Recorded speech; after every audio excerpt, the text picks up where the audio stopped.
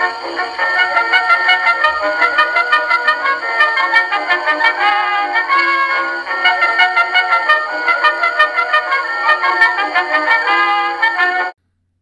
everybody, it's Dick here. Today I'm looking at the 2009 Ducati Monster 696.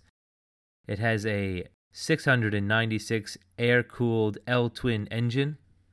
It has a non-adjustable 43mm inverted Showa fork up front. It has a beautiful red steel trellised frame with an aluminum subframe underneath. It has a very sculptural plastic faux tank up front hiding the thermoplastic gas tank and the airbox. It has a seat height of 30.9 inches, which is about 78 centimeters. And it has a preload and rebound adjustable Sachs monoshock with progressive linkage at the rear. This has a red stitch seat from a Ducati Monster 796. You could see the removable plastic fairings here and the airbox cutouts, which allow the rider to lock out the handlebars without denting the tank. It has a very low-profile gauge and display system, minimal gauges and instrumentation, and a very efficient cockpit design. This has bar-end mirrors that get rid of those high stalks that come stock with the machine. The stock Monster comes with a very small fairing that's been since removed. It also has a hydraulic clutch, which is a nice touch. There's no denying that this is a handsome motorcycle with its swept-back headlamp, its brightly colored trellis frame, the engine tucking out underneath it, the snaking exhaust system that tucks up under the rear seat.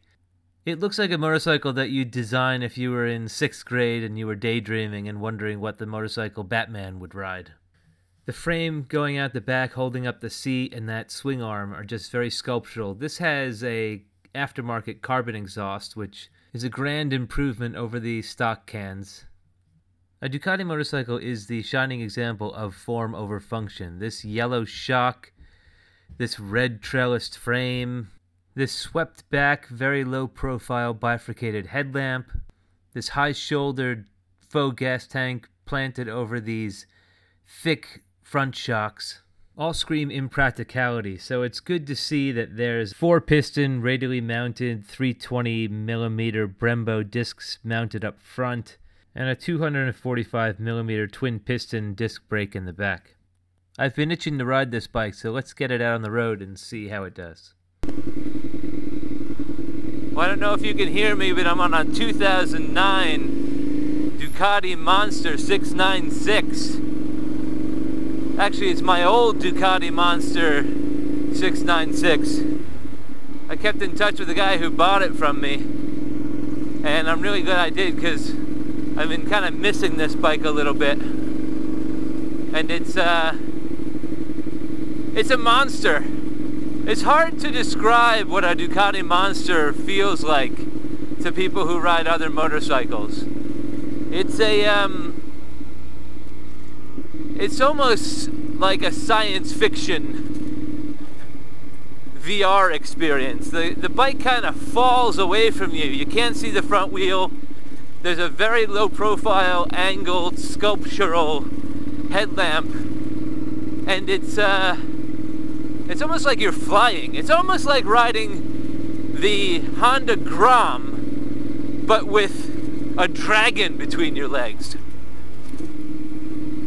It is very aggressive. It's very mechanical. It's very raw. It's a lot of work to ride. The suspension is sporty and stiff. You're sitting on your balls the whole time, absolutely 100% resting on your balls. So if you got balls of steel, this is a great bike for you.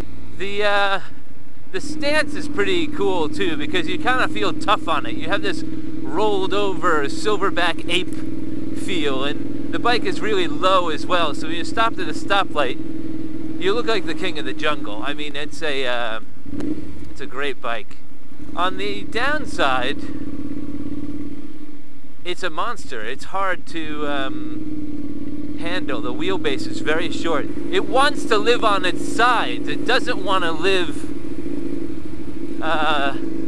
on its two wheels. It's not a cruiser in any sense. It wants to turn. Always wants to be in a curve. And it's really comfortable in the curves.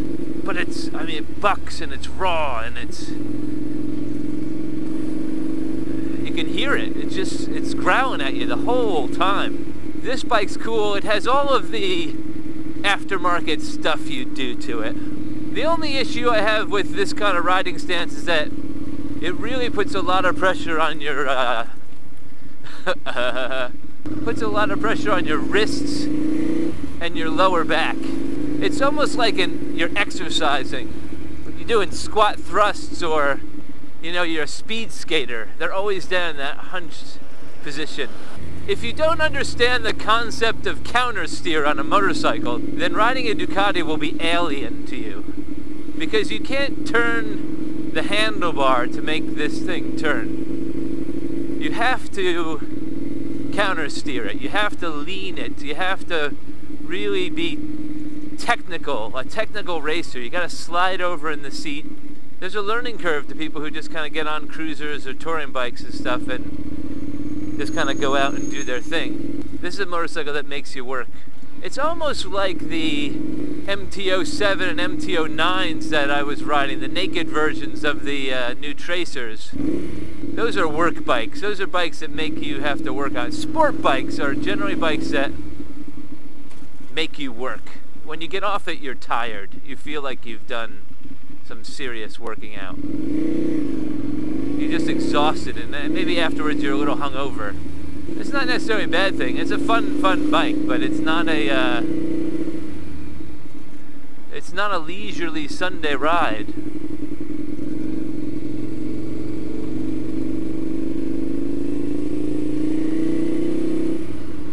I mean, I'm going 20. Now I'm going about 20, 30. But at 20, you feel like you're kind of reining in a Bronco or reining in a bull. It just wants to go. You gotta let those horses run. So around town at these slow speeds, it's not, ooh, and it bucks when it's not in the right gear. It bucks. It's not a it's not slow speed bike, it's not a touring bike. It's a very specific experience. It's a hydraulic clutch, and this has a little shorty clutch on it, like a sports bike or a racing bike. I don't know if it's a, the guy I bought it from said he grinded down this clutch handle so it would be like a shorty clutch, but part of me thinks that he might have just dropped the bike and it snapped off at those pressure points so it doesn't break the whole lever. But either way, it's a shorty clutch. Some people grind them down, some people put short ones on purpose, but it's got a short clutch on it. It's hydraulic, and it's like a workout. It's like one of those spring-loaded wrist workouts that you get for a lot of rock climbers or boxers or weightlifters. You always see them pulling on those things. My other issue with the Ducati Monster is the what? I forget what it is. It's just too much fun. Oh shit! Owning a Ducati is kind of like owning a Ferrari. You don't buy a Ferrari if you can afford a Ferrari. You buy a Ferrari if you can afford two Ferraris. The problem is that the servicing on this bike is very frequent and very expensive. Every 2 years on this model, you need to change the driving belts. It's an extensive process, and if you don't have a Ducati mechanic or dealer to do it, you risk screwing up the engine. 2,000 pounds every 2 years. I think I bought this bike used for about 3,500 pounds, so it actually makes more sense buying a new used one every 2 years than paying to get the old one serviced. It doesn't feel as clunky, it doesn't feel as angry. It feels happy out here. It's like it was angry back in town. Now up on the highway it's like, thank you. I think that's the nature of most sports bikes, and definitely the nature of this one. I think it's only 5 gears. So you gotta rev it out. 12,000 RPMs on redline, so you don't have to worry about running it out.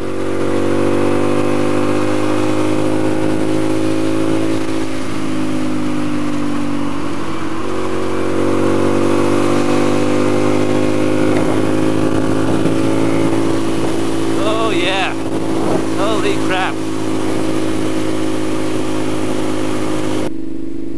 God, this is loud. Oh, it loves a turn. Grippy, grippy, grippy, grippy, grippy!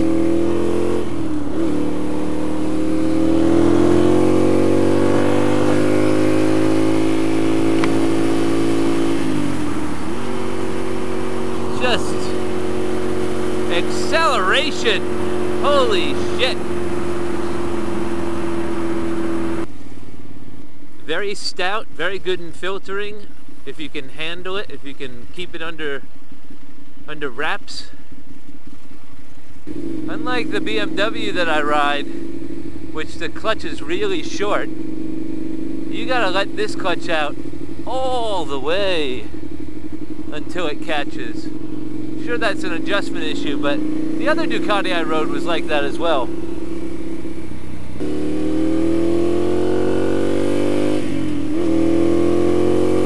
Listen to that. Come and get me, GS.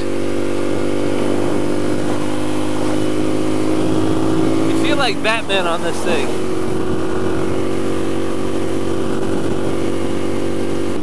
Yeah, it's a fun bike. It's a fun bike to ride. I don't know if it's a fun bike to own. I don't remember it being a fun bike to own. The maintenance issues, keeping the battery topped up, it's always drained. You could ride it every day. When you come back out, the battery's drained for some reason. And to get to the battery is a bitch. You know, maintenance is expensive, it's frequent. This is a holiday bike, I'd say. You know, if someone lent you one, don't say no.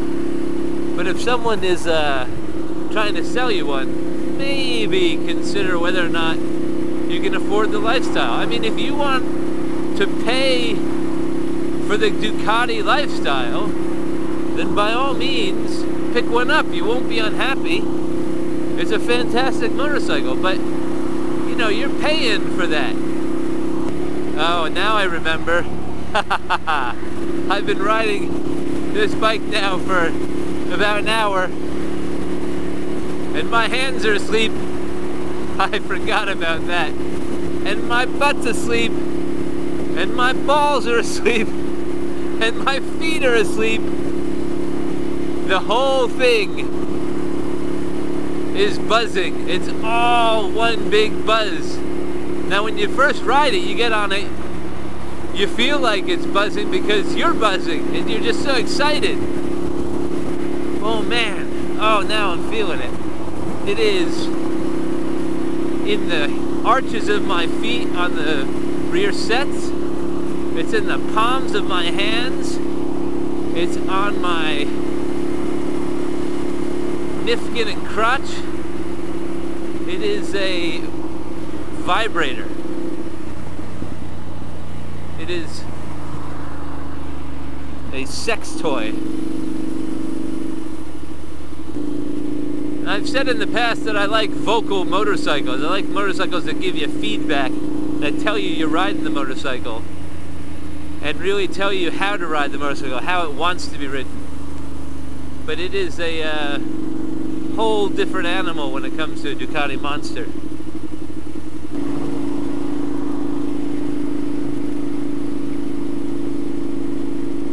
Yeah, this is, I'm getting quiet because I'm getting tired.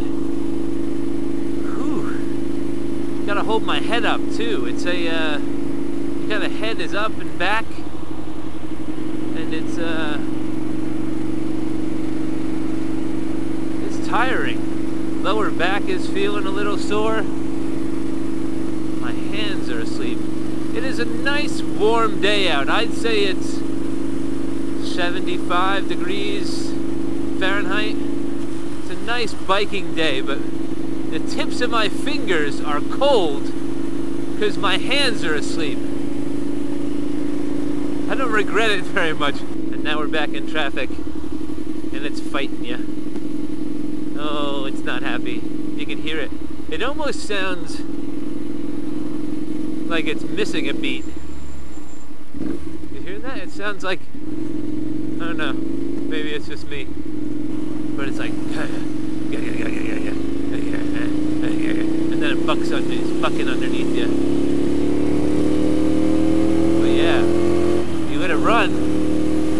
story. Different story altogether. So I usually say when you're going to take a test ride on a bike, you should bring it into city traffic to see how it handles the slow stuff. I would not recommend doing this if you're looking to buy a Ducati, because it'll give you the counter sales pitch. It'll tell you why not to buy the Ducati.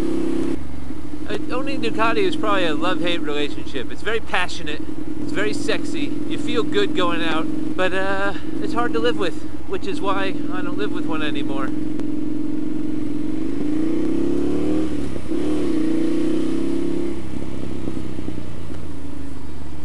Counter steer. It's all about counter steering. You don't have to worry about the suspension dipping because the suspension is rock hard.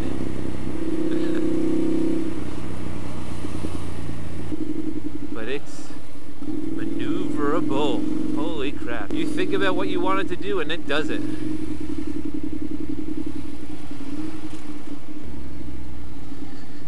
Yeah, I don't know. Going back and forth again on regret. The short wheelbase on this thing, you could hit both brakes at equal pressure and this thing will endo. It will endo. It'll go right up on its nose in a second. Ooh, and then you hear that. I don't know if you hear that.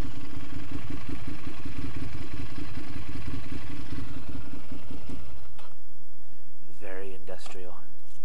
Italian.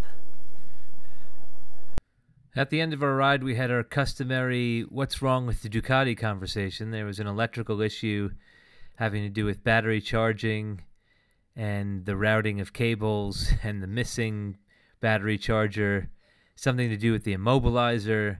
The LED rear lights are having an issue. I don't know if it's an issue with a relay, but, you know, Italian electrical issues are nothing new. But, you know, when you have a Ducati, you spend a lot of time talking to people about what's wrong with the Ducati and how to make it work better. It is a beautiful bike, but it is a idiosyncratic machine.